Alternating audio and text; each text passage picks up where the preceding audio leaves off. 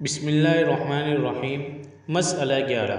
اگر نماز میں سجدہ کی آیت پڑھے تو وہ آیت پڑھنے کے بعد ترت یعنی فوراً نماز ہی میں سجدہ کر لے، پھر باقی صورت پڑھ کے رکوع میں جائے۔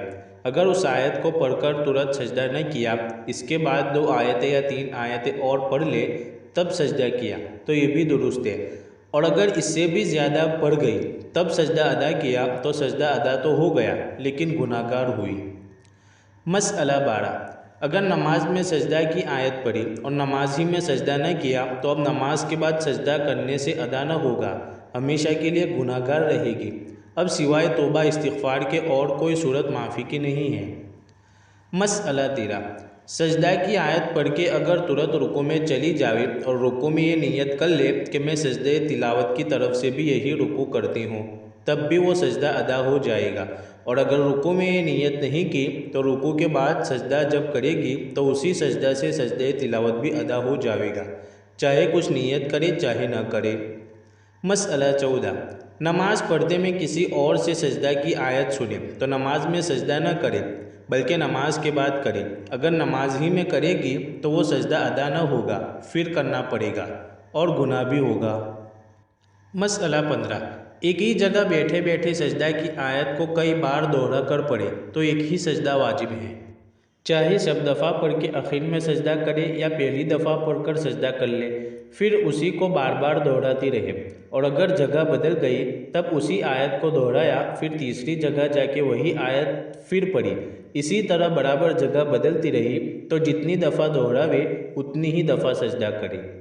مسئلہ 16۔ اگر ایک ہی جگہ بیٹھے بیٹھے سجدہ کی کئی آیتیں پڑھے تو بھی جتنی آیتیں پڑھے اتنے سجدے کرے۔ مسئلہ 17۔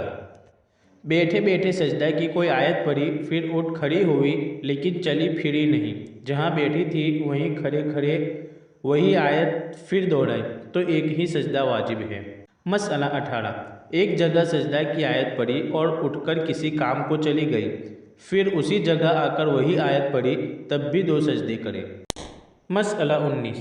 ایک جگہ بیٹھے بیٹھے سجدہ کی کوئی آیت پڑھی، پھر جب قرآن مجید کی تلاوت کر چکی تو اسی جگہ بیٹھے بیٹھے کسی اور کام میں لگ گئی، جیسے کھانا کھانے لگی یا سینے پیرونے میں لگ گئی یعنی کپڑے سینے میں لگ گئی یا بچے کو دودھ پلانے لگی، اس کے بعد پھر وہی آیت اسی جگہ پڑھی، تب بھی 2 سجدے واجب ہوئے، اور جب کوئی اور کام کرنے لگی تو ایسا سمجھیں گے کہ جگہ بدل گئی۔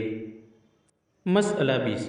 ایک کوٹھری یا دالان کے ایک کونے میں سجدہ کی کوئی آیت پڑھی، کوٹھری یعنی کمرہ، دالان یعنی بڑا اور لمبا کمرہ جس میں محراب دار دروازے ہوتے ہیں، اور پھر دوسرے کونے میں جا کر وہی آیت پڑھی، تب بھی ایک سجدہ ہی کافی ہے، چاہے جتنی دفعہ پڑھے۔